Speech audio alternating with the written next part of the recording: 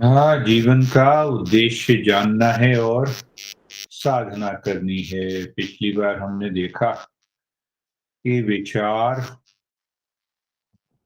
हुँ, और वाक को नहीं बोलने की शक्ति और कर्म को बदलने से जीवन में क्रांति आती है।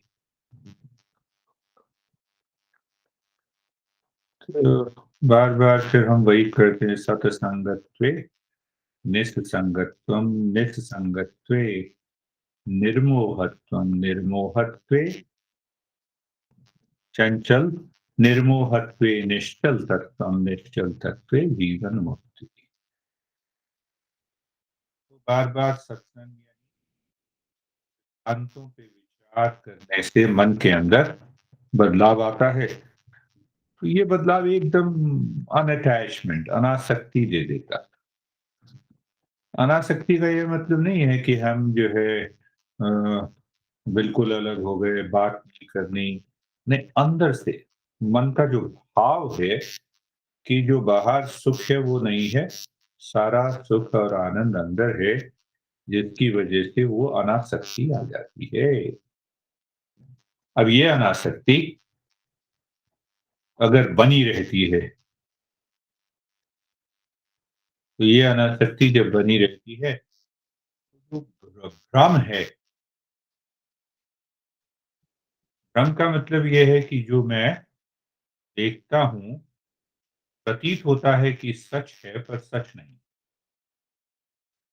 जैसे ये हम अगर खोजने जाएँ कि क्या चाय पीने से शांति मिलती है, तो हर एक आदमी कहता हाँ मिलती।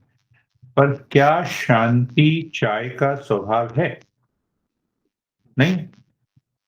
क्या आनंद बाहर से मिलता है? तो किसी वस्तु का स्वभाव जो है, नहीं, स्वरूप जो है, वो शांति और प्रेम नहीं है। चाहे वो पैसा है, देखो अच्छा नौकरी नहीं लगी तो नौकरी लग गई, तो नौकरी लगने से पैसा तो आता है, पर शांति नहीं आती। हुँ?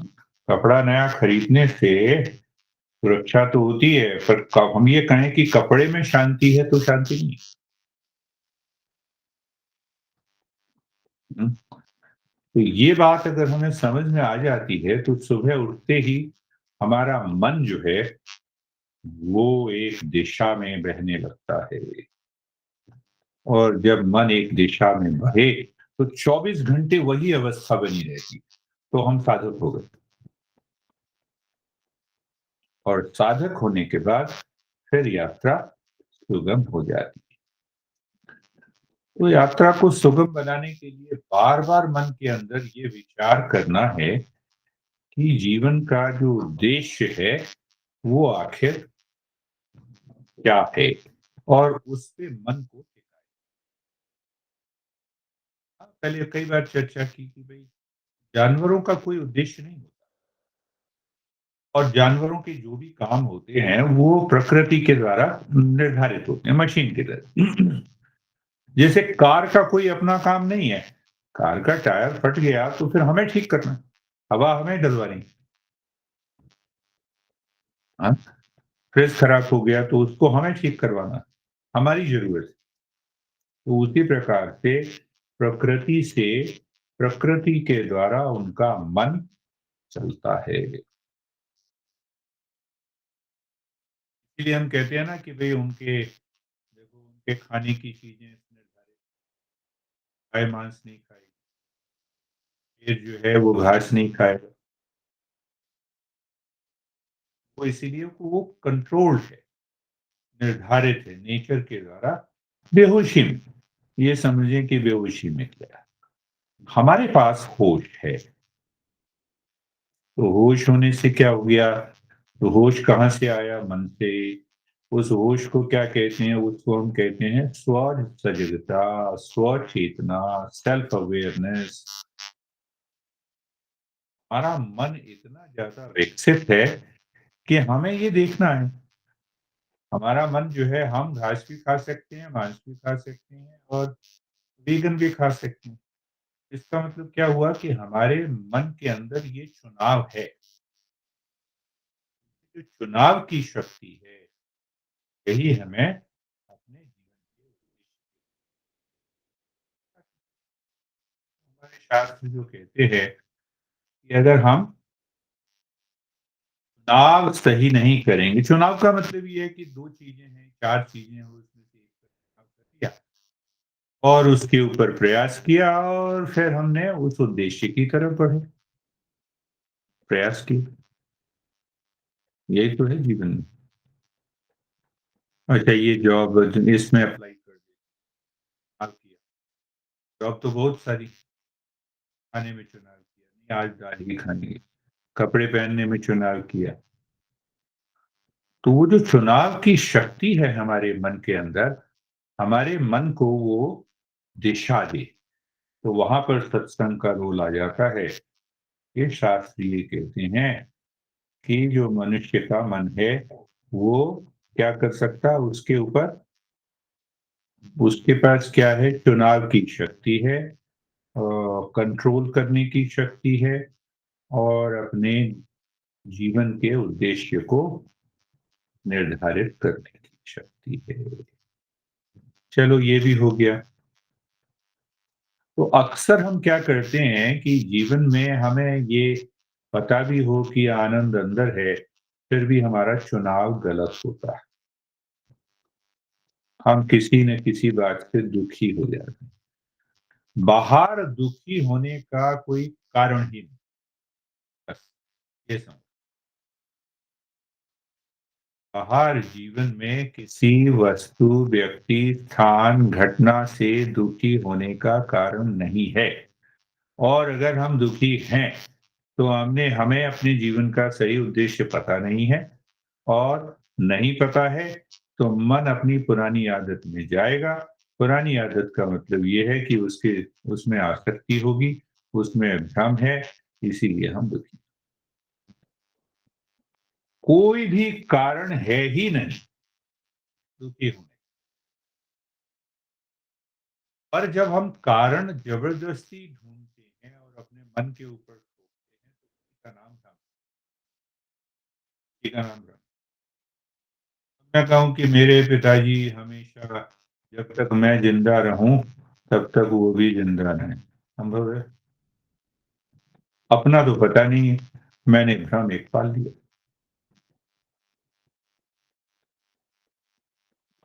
हाँ, तो हमारे शास्त्रों में कहते हैं कि वो रस्सी है फिर भी हमने साँप देखा, भ्रम पैदा हुआ।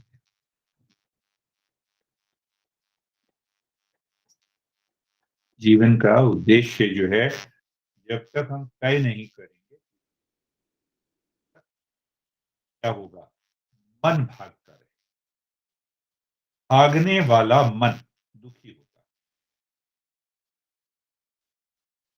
सुबह उठे, कहा नहीं आज तो मैं बड़ा थका हुआ हूँ, दुखी हूँ, आज काम कैसे करूँगा? पूरा दिन उसी में चला जाता है। ये भागने वाला मन। कल तो दिन अच्छा था, आज बेकार है। हम 24 घंटे इसी तरह से जीते हैं। अच्छा तुमने कुछ कह दिया तो हम तुनक गए, वो आसक्ति। भागने वाले मन जो है, वो हमेशा किसी न किसी बात से या सुखी थोड़ी देर। और ये चुनाव हम विचार से करते हैं, सोच के करते हैं। हमारे मन के अंदर एक विचार आ गया, अरे कल इस व्यक्ति ने ये कहा और बस हम उसी पर मनन करने लग गए। तो मन को दिशा नहीं दी ना, तो ये भागने वाला मन हो गया। अच्छा फिर और कोई याद आ गया, फिर दूसरी कोई घटना 3 साल पहले पुरानी याद आ गई।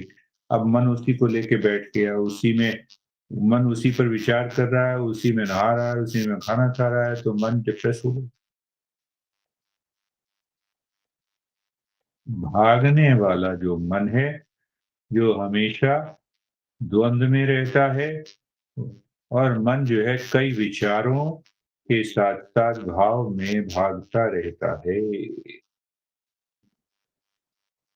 ऐसे मन का मन जो है ऐसा मन कभी उद्देश्य फिक्स ही नहीं कर सकता। कभी इधर जाएगा, अच्छा, अच्छा देखो ना आज घर पर आया कोई, नहीं मैंने तो 5,000 लगाए और मेरे को 50,000 मिल गए। अब मन भाग रहा है तो उसमें आसक्ति हो जाएगी। मन का अगर मन को दिशा मिली हुई है, हमने प्रशिक्षित किया हुआ है, नहीं ठीक है, अगर 10,000 मिले, कोई समस्या नहीं, बस मैं विवेक से काम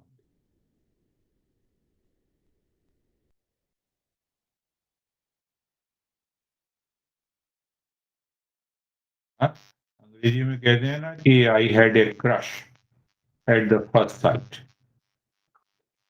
so you will be crushed.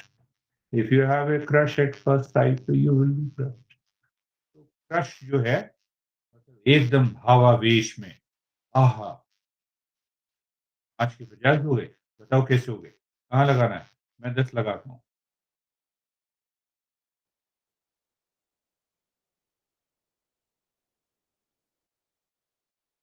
हाँ, कई बार पहले भी हुआ ना, अच्छा नहीं ये जॉब पकड़नी है, नहीं, नहीं पहले विचार करना,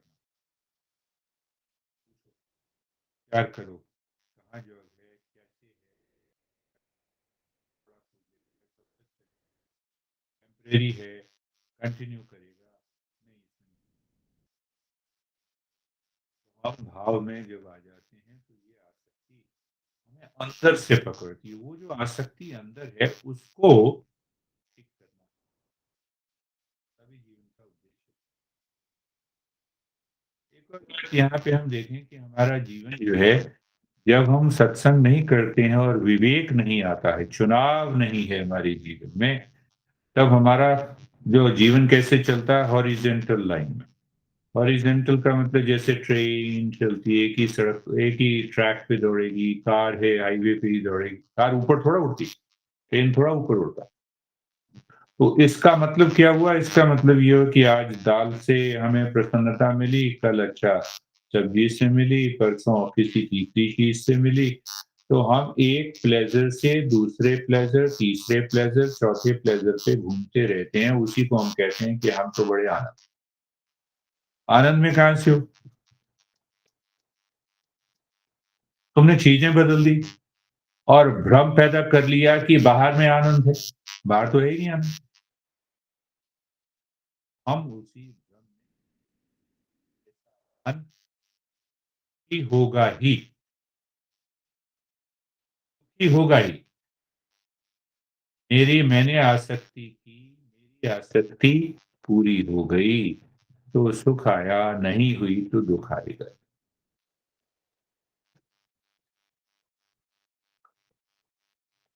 अच्छा नहीं पैसा कमा रहे हैं, सब कुछ ठीक-ठाक चल रहा है, नहीं और कमाना, और कमाना, और कमाना।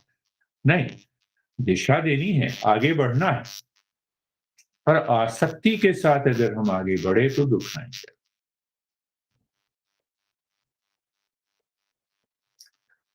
तो अब इस पे विचार करना है कि क्या मुझे बाहर से सुख नंबर 1 चाहिए, 2, 3, 4 इस तरह से हमने कितने सुखों का आयोजन किया। ये सारे सुखों को जोड़ लो तो भी शांति नहीं आती। कल खाया तो कल चला गया ना, जो खाया जिससे आनंद मिला। आज तो वो आनंद बना नहीं हुआ नहीं। हम ये समझना चाह रहे हैं कि भई मन किस तरह से काम कर रहा है? मन किसको आनंद कहता है? क्या वहाँ आनंद है? और जिस तरह से मन काम कर रहा है, क्या वहाँ पे आनंद मिलेगा? किसी भी वस्तु में नहीं, किसी भी व्यक्ति में नहीं, पैसे में नहीं। पैसा ज़रूरी है, कपड़े ज़रूरी हैं, पर ज़रूरत आनंद नहीं हो सकती। कपड़े की ज़रूरत है, पर कपड़ा आनंद नहीं हो सकता। ये गहराई से अगर हम समझ लेते हैं, है, फिर कहता है कि क्या करें, कहाँ जाएँ, क्या विचार करें, और वो विचार हमारे शास्त्र देते हैं, वो विचार हमारे गुरु लोग देते हैं।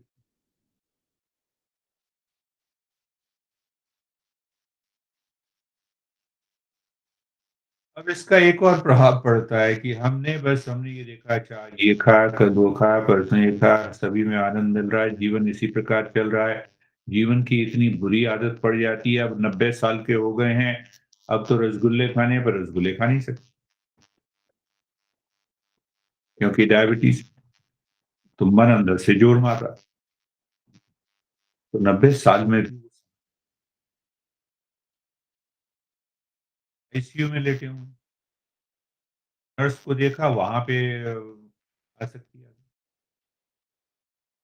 ये आदत बनी हुई है ना मन की। मन ने कभी विचार नहीं किया ना भागने का, वो भागता ही रहा। जब तक हम अपने मन का विश्लेषण नहीं करेंगे अंदर से, कि भई मन तू इस तरह से क्यों काम कर रहा है? मुझे क्यों भ्रम में डाल रहा है? क्यों इतनी आसक्ति? क्या आसक्ति से कभी सुख मिला है या अनासक्ति से मिला है? नहीं मिला। पर मन अपनी आदत के कारण ने अपनी जीवन की यात्रा को रीसेट करना है। जितनी जल्दी हम रीसेट कर लेंगे, उतना ज़्यादा अच्छा होगा। जितनी देर से करेंगे, उतना दुखी होंगे। अब इसमें हमारे गुरु लोग और अच्छी बात बताते हैं कि एक तो मन के पास चुनाव की शक्ति है। भई शेर के पास तो वो तो मांस देखेगा वही, गुफा में ही रहेगा। हमारा चुनाव क्या है कि छोटा घर है तो एक कपड़े हैं तो 5, एक खाने की चीज़ है तो 5। ये क्यों होता है? ये सोचिए। एक तो मन के कारण होता है। मन के हमारा मन ज़्यादा विकसित है, मन के अंदर शक्ति है भई, चुनाव की शक्ति। और ये जो चुनाव की शक्ति है मन की, इसको गलत दिशा में ले जाती है हमारी 5 इंद्रियाँ। पाँचों इंद्रियाँ हैं, वो बाहर से ज्ञान प्राप्त। 5 इंद्रियाँ, आँख देखने का काम करती है, अच्छा तुम बैठे हो तो तुम्हारे साथ बातचीत करूँ, दूसरा बैठा है तो दूसरे के साथ दूसरी तरह की बातचीत करें। ये ज्ञान मिला सुनने से, कान से, एक भी है, भजन भी है, श्लोक भी है, तो किसमें आनंद मिलता है?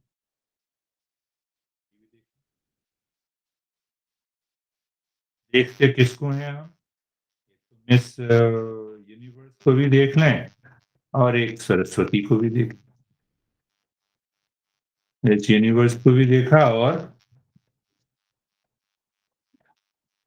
दुर्गा को भी देखा और मिस यूनिवर्स। तो देखने, आँख में खोट नहीं है।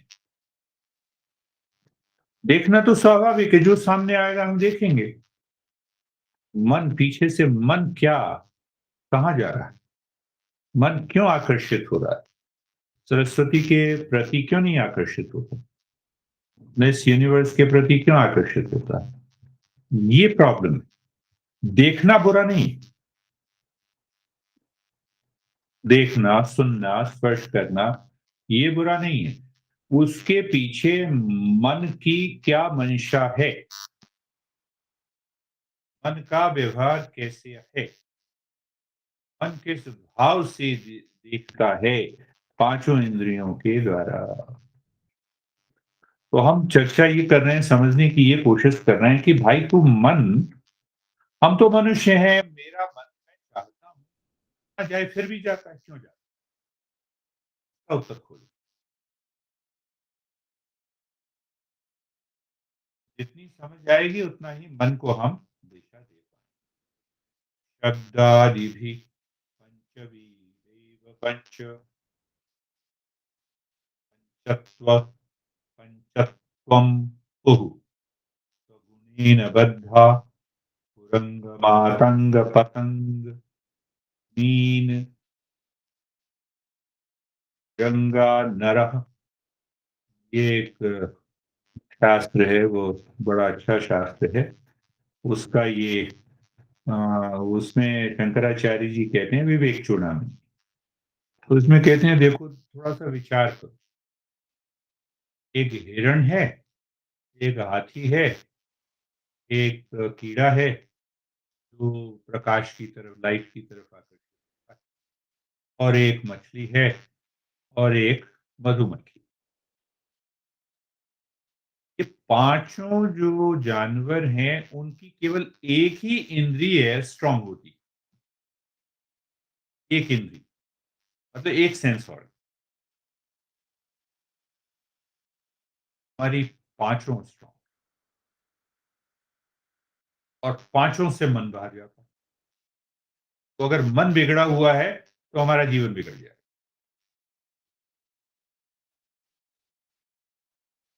कैसे? तो हिरन जो होता है, तो शिकारी क्या करता है कि वहाँ जंगल में बड़ा अच्छा-सा बाँसुरी बजाने लगता है। उसका वो रिकॉर्डिंग जो है वो डाल देता है। हिरन उससे आकर्षित होने लगता है। ज्ञान इंद्रिय और मार दिया।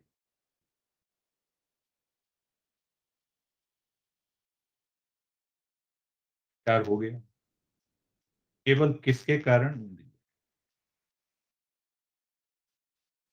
क्या हमारे जितने भी गुरु हुए हैं, कितना उनका विश्लेषण है, कितनी गहरी समझ है, कितना मनन किया होगा। हाथी जो है, वो हथनी के प्रति उसका जो स्पर्श का है, स्पर्श जो इंद्रिय है, उससे बहुत ज़्यादा एकदम वो एक्साइट हो जाता है, उत्तेजित हो जाता है। शिकारी क्या करते हैं, बहुत बड़ा गड्ढा खोद दिया, उसमें हथनी को डाल दिया, उसको टॉर्चर किया तो उसकी आवाज़ आई। उसकी आवाज़ सुनने से हाथी जो है एकदम उसकी तरफ दौड़ा आया, वो भी गड्ढे में पकड़ लिया।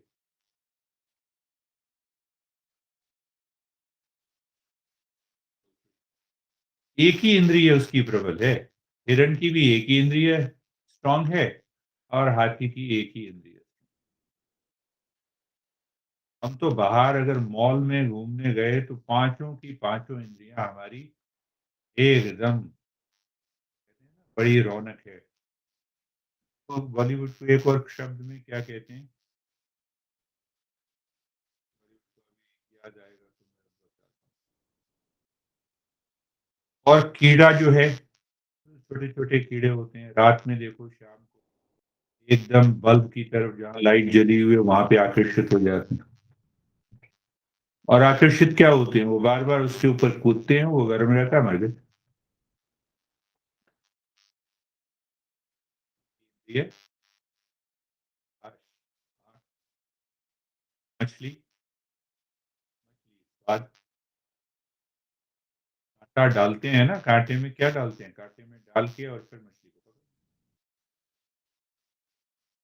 और मधु जो है, उसको चाहिए गंध। एक फूल पे गई और उसने देखा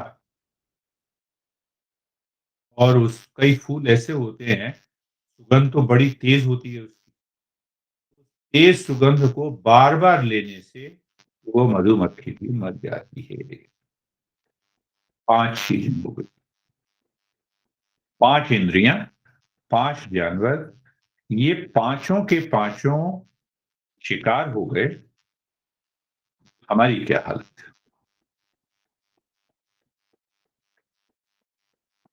मन ये पाँचों इंद्रियों से बाहर जाता है। बड़ा अच्छा उदाहरण देके बताते हैं। तो कोबरा जो है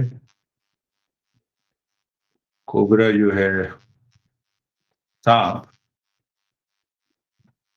कोबरा जो साँप है, उसके अंदर सबसे बड़ा ज़हर होता है। वो हमें कुछ ही मिनटों में अगर काट ले तो कुछ ही मिनटों में हमारी मृत्यु हो जाएगी। पर वो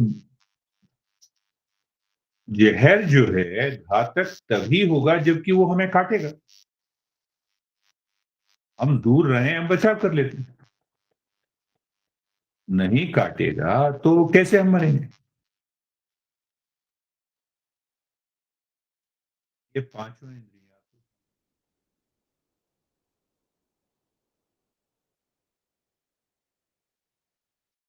दूसरे के ज़हर से भी, अगर हम सजग नहीं हैं, यदि हमने मन को दिशा नहीं दी है, ये दुखी करेगा ही। आज देख लिया पत्नी को बहुत अच्छी है, बहुत हाँ, सब कुछ ठीक-ठाक चल रहा है। कल किसी बात पे अनबन हो गई। अब हम जब पत्नी को या पति को देखते हैं तो भाव अलग है। खाना खाना, नहीं खाना, भूख नहीं है, भूख लगी हुई है, भूख नहीं है।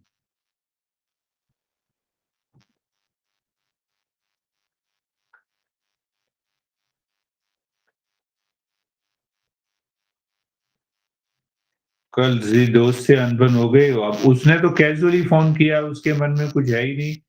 उसने दोबारा फ़ोन किया, अच्छा नहीं अभी तो टाइम नहीं है, मैं बड़ा बिज़ी हूँ। या फिर हम ये कह देते हैं बात नहीं करनी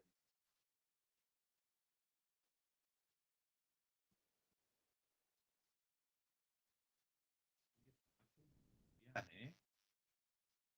यदि मन पीछे से ठीक नहीं है, तो ये का जो अब है उसकी फिर हमने संबंध बिगाड़ लिया ना मन के कारण।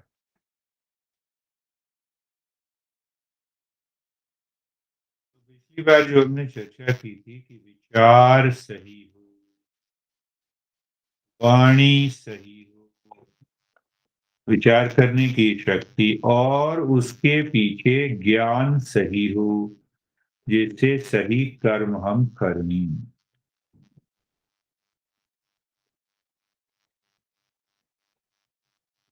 और फिर बात आ जाती है सत्संग की, कि बार-बार श्रवण करने से विवेक शक्ति हमारे अंदर जागृत हो जाती है और विवेक शक्ति जितनी जागृत होगी, उतना ज़्यादा वो हमारे अंदर डिस्पैशन आएगा, अनासक्ति का भाव आएगा।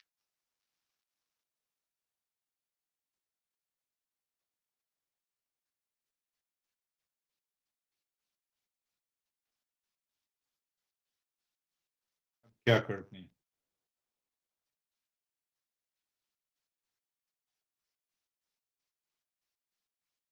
एक सांप को देखा है जिसने कि अपने जबड़े में, दाँत मुँह में एक मेढक को पकड़ रखा था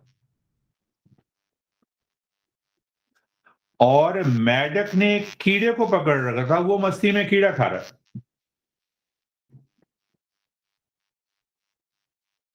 ये हमारे मन की हालत है, इसी कारण हम दुखी होते हैं।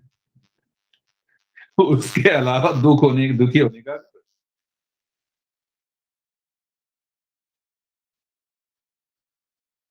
पाँचों इंद्रियों से कोई-कोई विषय पकड़ लिया हमने। अब हम भ्रम में जी रहे हैं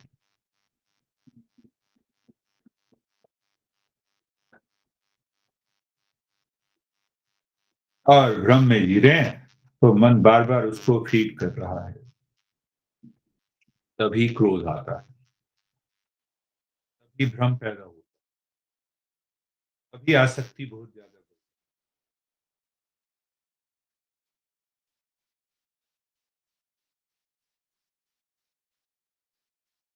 है। ये मन की गति को हमने समझा, मन की गति को समझने के बाद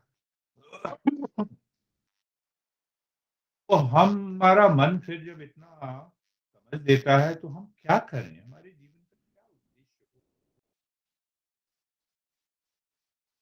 और जीवन का उद्देश्य हम आज जो पूरा संसार है, अस्तित्व है, उसको समझ के हम जीवन के उद्देश्य को में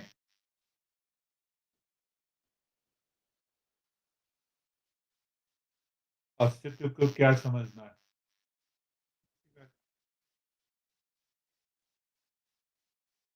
देखो ये देखो ना सारा संसार जो है वो पदार्थ है, मैटर।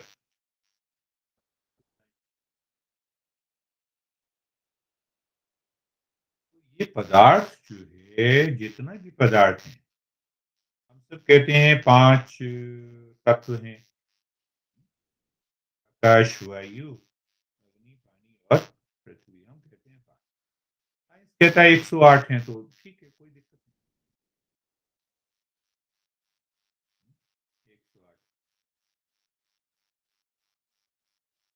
इन सारे तत्वों का जो इनकी 24 घंटे गति होती रहती है, इस गति के कारण ये एक जटिल पदार्थ बनाती है, ये विज्ञान कहता है। जटिल पदार्थ का नाम है प्रोटोप्लाज्म। एक यूनिट जो है प्रोटोप्लाज्म की, एक इकाई का नाम है कोशिका। कोशिका में जीवन होता है।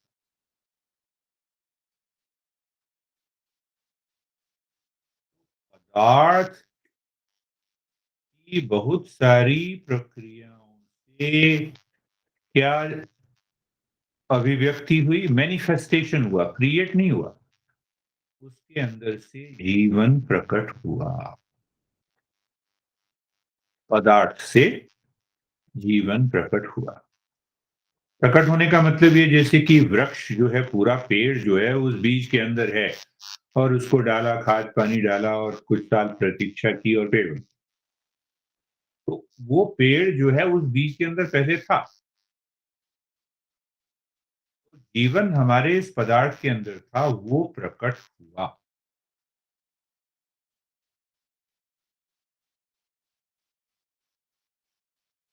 प्रकट होने से क्या हुआ? पूरा वनस्पति जगत।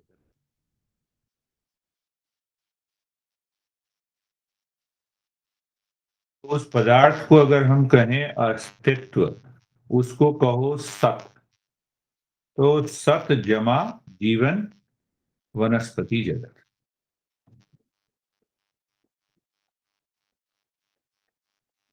हम ये देख रहे हैं हम कहाँ से आए, हम मनुष्य कैसे बने। तो मनुष्य जैसे बने, उसके अंदर से हम खोजेंगे कि हमारे जीवन का क्या उद्देश्य है, ये खोज रहे हैं। तो पहले तो सारा पदार्थ है, पदार्थ को सत कह लो, अस्तित्व कह लो। हाँ, उसको एग्जिस्टेंस हम सब कुछ भी नाम दे, है ना, वो सत का मतलब है। है ना, ये है ना। तो पांचों तत्व हैं।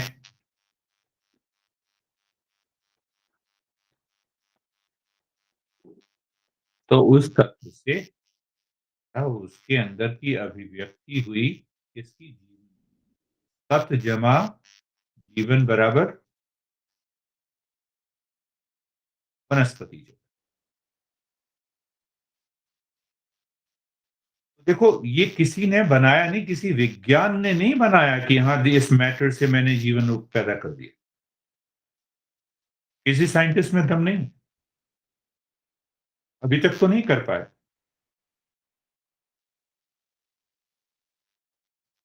नहीं नहीं, अंदर कोई ईश्वर है, कोई ऐसी ऐसी ऐसा ज्ञान है, कोई ऐसा है। भाई, अगर जीवन पदार्थ से जीवन अभी की अभिव्यक्ति हुई, तो करने वाला तो कोई है ना।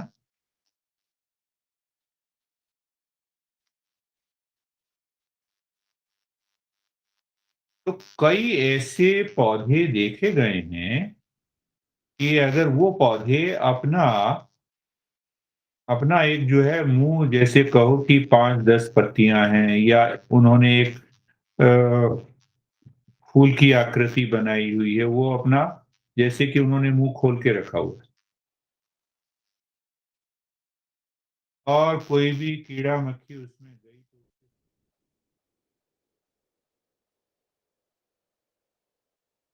अरे सुभाष, क्या है, एक बसु बोस हैं, सुभाष चंद्र बोस नहीं, एक और बोस हैं। उन्होंने ये पाया, खोज की कि इन पौधों में चेतना होती है। कैसे पता लगा? याद करो छुई मुई का पौधा, बहुत लोगों ने सुना। तो जैसे हम छूते हैं, उसके पत्ते सिकुड़ जाते हैं। तो सिकुड़ेंगे कैसे? जब उसके अंदर चेतना होगी तभी तो। जब उसको पता होगा कि किसी ने छुआ, कि तुम्हारे पीठ पे कोई हाथ रख ले तो एकदम पता लगे, पता करने हो तो उसके अंदर चेतना होगी तभी तो होगा, जीवन से नहीं होगा। वो जो चेतना हुई तो क्या हुआ कि वो चेतना पूरी तरह से विकसित हो गई और वो जानवरों का मन बना। क्या मतलब हुआ? सत जमा जीवन। हाँ, ये पूरे का पूरा जंतु जगत हो गया। अब ये इसमें साइंस का भी कोई योगदान अभी भी नहीं। बना के दिखाए साइंस, कोई भी जानवर बना के दिखाए। वो हाइब्रिड कर दिया, ब्रीडिंग कर दी, आईवीएफ तुम्हारा अपना एक्सपीरियंस, जीवन नहीं बना सकता। देखो सबसे पहले क्या था? पदार्थ, खाली पदार्थ। पदार्थ की में अभिव्यक्ति किसकी हुई? जीवन। पदार्थ और जीवन मिलके वनस्पति जगत। ठीक है जी। फिर और अभिव्यक्ति अभी हो रही है, क्रिएट नहीं हो रही, अभिव्यक्ति हो रही है, मैनिफेस्टेशन। जैसे मैंने कहा ना कि पेड़ का सारा के सारे संस्कार उस बीज में है। तो इसका मतलब कहीं ना कहीं वो ईश्वर है। कहा कि अब और बढ़ाओ आगे। तो सत जमा जीवन, हाँ, ये जंतु जगत। इसी चेतना को हम क्या कहते हैं? Animal mind. आहार निद्रा मैथुन भय। देखो कोई भी पदार्थ है वो तो बातचीत नहीं कर सकता, कुछ है ही नहीं, जहां डाल दो वहां पे रहे। चेतना है, चेतना कहो या ईश्वर कहो, उसने अपने आप को अभिव्यक्ति दी, जीवन में वनस्पति जगत बना दिया। फिर चेतना डाली तो जंतु जगत बना दिया। जंतु जगत में क्या है? उसका मन जकड़ा हुआ है, जो कि हमने शुरुआत में बातचीत की थी। हाँ, कि वो उसका मन जो है चुनाव नहीं कर सकता। कहानी थोड़ा-सा और आगे बढ़ाते हैं। अब देखो सत जमा जीवन जमा चेतना जमा स्वचेतना, स्वसजगता, सेल्फ अवेयरनेस, इसको हम कहते हैं मनुष्य।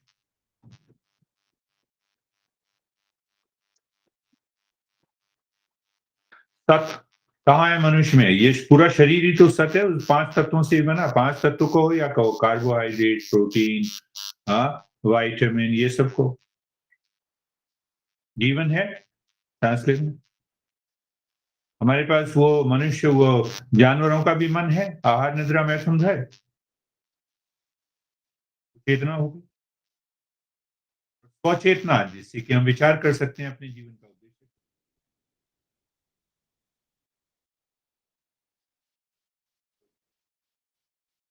समझ हमारे गुरु।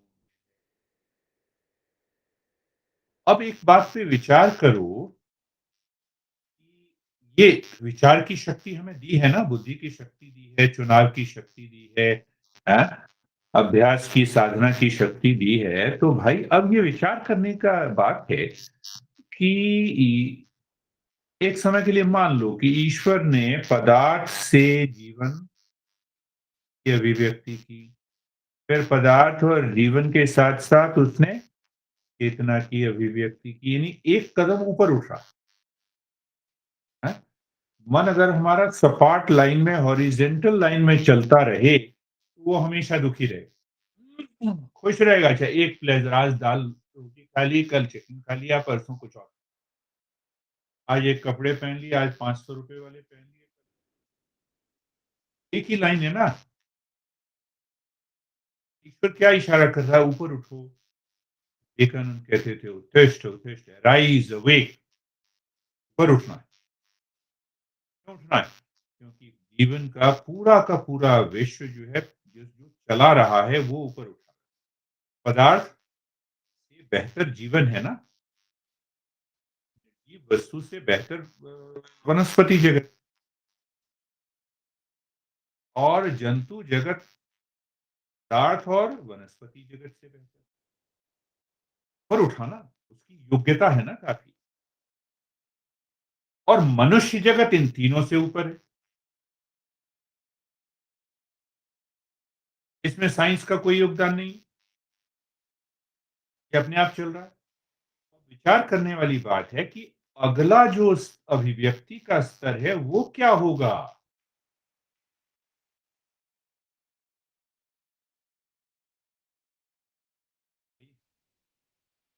ए है तो बीज में हमने सबसे पहला काम किया। हाँ? ईश्वर को समझ लिया, ईश्वर ने पानी, खाद सब कुछ दे दिया। अब उसका अंकुर फूटा, अंकुर फूट के वो ज़मीन से ऊपर निकला, ज़मीन से ऊपर निकला, बाद ही तो फिर उसकी टहनी, शाखाएँ सब कुछ बनेंगी। तो उसी प्रकार पदार्थ से जीवन की अभिव्यक्ति हुई। पदार्थ और जीवन ने मिलकर चेतना वनस्पति जगत बनाया। पदार्थ, जीवन, चेतना और स्वचेतना ने मनुष्य बना। उसके आगे क्या होगा? ये अपने आप ही बढ़ रहा है ना, ऊपर उठता जा रहा है। योग्यताएँ बढ़ती जा रही हैं। हुँ? योग्यताएँ बढ़ती जा रही हैं ना। इसको दूसरे ढंग से समझें कि आज से 50 साल पहले, 50 साल पहले, हाँ, 50 साल कर कह सकते हैं। 50 भी कह दो, नहीं, 70 के दशक में, 60-65 के दशक में अ, इतने बड़े-बड़े कंप्यूटर होते थे, फ्रिज की तरह, बड़ा-बड़ा कंप्यूटर होता था और स्टोरेज कितनी होती थी? 5 मेगाबाइट।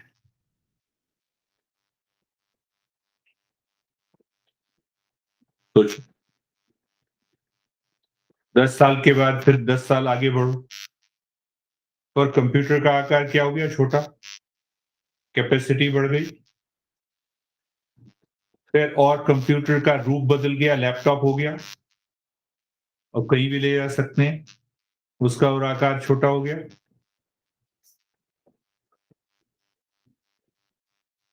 और क्या, और सोचो, और क्या हुआ? रूप बदल गया है। स्मार्टफ़ोन, आजकल स्मार्टफ़ोन में मुझे इसने दिया है स्मार्टफ़ोन, उसमें 2 टेराबाइट की स्पेस है।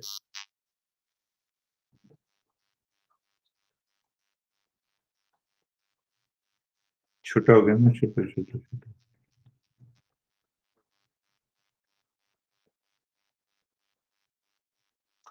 तो ये भी बदलाव है ना, ये विज्ञान ने बदलाव किया। और अब तो पूरे कार में चिप जो है वो है ही कंप्यूटर, सेमीकंडक्टर, वो कंप्यूटर है। सारा वही कंट्रोल करता। तो अब समस्या ये आ गई है, लोगों का ध्यान इस तरफ आकर्षित हो रहा है कि भाई, सेमीकंडक्टर कंप्यूटर चिप है और उसमें इंटरनेट का कनेक्शन भी है, और इंटरनेट का कनेक्शन अगर है, तो भाई एक जो साइबर हैकर है, क्या वो सारे कारों को कंट्रोल कर लेगा, एक ही साथ रोक देगा, एक्सीडेंट करवा देगा? इस पर विचार हो रहा है कि इसको कैसे रोका जाए।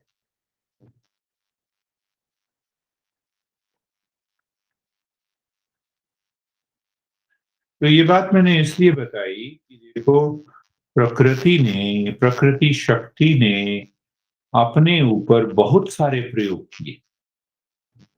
पदार्थ 108 तत्व बना दिए, लाखों वनस्पति बना दी, और हर एक में उसने प्रयोग किया कि कौन-सी ऐसी वनस्पति है जिसके अंदर चेतना हो सकती है। जैसे ही उसने ये पता लगाया, जंतु जगत बना दिया। फिर जंतु जगत में उसने प्रयोग किए, लाखों जंतु। देखो, कोई ऐसा आकार तुम कल्पना करो, किसी आकार की, उस आकार का जानवर तुम्हें मिल जाएगा।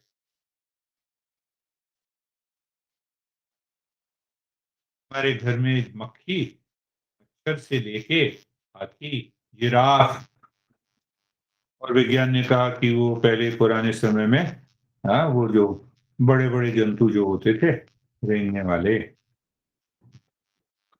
तो उस प्रयोग करते हुए प्रकृति शक्ति ने पाया कि अब 2 पैर वाला जानवर बनाना है जिसका नाम मनुष्य है और पाँचों इंद्रियाँ दे देनी है। विज्ञान ने तो दी नहीं ना। ये तो ईश्वर ने ही दी ना, प्रकृति शक्ति कहो, किसी ने भी दी, चाहे भगवान कहो, प्रकृति शक्ति कहो। तो अब इसके पास पाँचों इंद्रियाँ हैं, मन के अंदर चुनाव करने की शक्ति है, तो आखिर इसका उद्देश्य क्या होगा? ये हम पहचान सकते हैं। तो सोचो जरा कि ऐसा मन हो जिसके अंदर द्वंद्व ना हो और सुरक्षा ना हो, डर ना हो, तनाव ना हो, दुख ना हो, अवसाद ना हो, उसी का नाम कहते हैं हम सच्चिदानंद। हमारे अंदर ये योग्यता है कि हम चुनाव करते हुए, तो हमारे जीवन का क्या उद्देश्य होगा? हमारे जीवन का उद्देश्य होगा कि हमें अपने स्वरूप की खोज करनी है। ठीक? अपने स्वरूप की खोज करनी है, यही हर एक मनुष्य के का उद्देश्य है। हम नहीं पहचानेंगे तो फंसेंगे, फिर दुखी होंगे। पहचान लेंगे और उस तरफ चलना शुरू करेंगे तो हमारे जीवन की दिशा, जब हमारे मन के अंदर इसका सुधार नहीं करते हैं, जीवन चले तो साधक बन गए, साधक बन गए तो साधना शुरू हो गई, साधना शुरू हो गई तो हम अपने, इसी को कहते हैं कई जन्मों से हमें ये मनुष्य जीवन, कई जन्मों से हमें ये मनुष्य जीवन है। क्या मतलब है? एक बात तय हो गई कि जीवन का उद्देश्य जो है वो अपने को ही खोज, वो आनंद, वो प्रेम, वो ज्ञान है, ये जीवन का उद्देश्य। चाहे वो बिल गेट्स हो, मैं हूं, या हमने नहीं पहचाना तो हमारी दिशा बदल जाएगी और हम दुखी होंगे। कोई उपाय नहीं। हाँ, वो बताए थे बिल गेट्स को, 27-28 बिलियन डॉलर, और कहने लगा 27 साल से मैं जो है लवलेस लाइफ जी रहा हूँ, फिर डिवोर्स कर लिया। तो अंदर से तो आप 27 साल से दुखी नहीं हैं।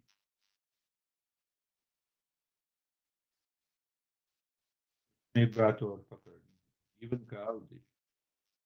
अब इसी जीवन के उद्देश्य को समझना, साधना करना, उसी का नाम है योग, तंत्र, मंत्र, योगा, मंत्र योग, हठ योग, कोई भी योग लगा लो, ज्ञान योग, कर्म योग, ये सब सब मिला जुला के एक ही। भाई एक बात बताओ, अभी तो आप ये कह रहे थे कि प्रकृति शक्ति ने ही अभिव्यक्ति दी पौधों की, फिर जंतु जगत की, फिर मनुष्य जगत की, तो आप क्यों टांग अड़ा रहे? होने तो जब होता। तो समझना,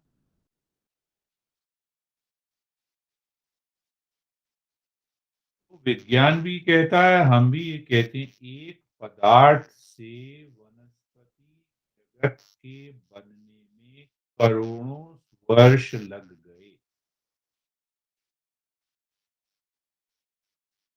एक वनस्पति जगत से जंतु जगत में अभिव्यक्ति होने में करोड़ों साल लग गए। जंतु जगत से मनुष्य धारण करने में करोड़ों साल लग। तो क्या उस सच्चिदानंद को मिलेगी? तो जरूर हर एक को मिलेगी, हर एक उसी जगह है, वो उद्देश्य वही होगा। तो भाई क्या तुम प्रकृति के ऊपर छोड़ दो, करोड़ों साल तक दुखी होते रहते, पटते पटकते हुए, तब जाके वहां पहुंचो, या आज ही चुनाव कर लो, प्रकृति का साथ दो।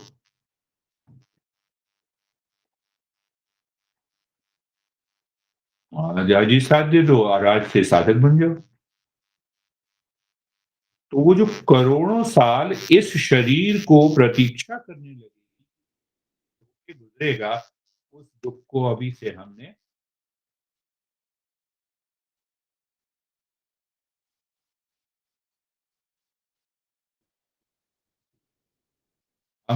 तय कर लिया कि हमें जीवन का ये बाहर हम जो काम कर रहे हैं, करते रहेंगे।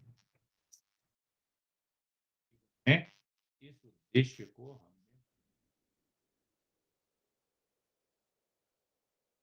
धन उद्देश्य नहीं हो सकता जीवन का। धन को उद्देश्य बनाओगे, फँसोगे। अच्छा, जो लोग स्टॉक शेयर वगैरह उसमें लगाते हैं, लगाते रहें, वो भी दुखी होते हैं। धन जीवन का उद्देश्य नहीं, धन साधन है। साधन, साधन और उसमें अलग है ना, कार साधन है, मोबाइल फ़ोन साधन है। जीवन का उद्देश्य है कि वो ईश्वर प्रकृति शक्ति मेरे अंदर से ईश्वर को अपने आप ही पूरी तरह से प्रकट करे। सच्चिदानंद की अभिव्यक्ति हो जाए जीवन में, यही उद्देश्य है। या तो करोड़ों साल हम प्रतीक्षा करें, कुछ ना करें, तो दुखी होते हुए रहें। डर बना रहेगा 24 घंटे। एक डर छूटेगा, दूसरे जन्म में दूसरा, तीसरे जन्म में चौथा, या अभी हमने पूरा दूर कर लिया। तो अपने स्वरूप को जानना, स्वयं को जानना, और क्या जानना कि मैं सत्यो हम हूँ, बोधो हम हूँ, प्रेमो हम हूँ, ज्ञानो हम हूँ, आनंदो हम। हमारा मन जैसे ही भटके, याद दिलाएं, साधना में लगे। याद दिलाएं और साधना में लगे, तब जाके हम और सुरक्षा और इन पाप से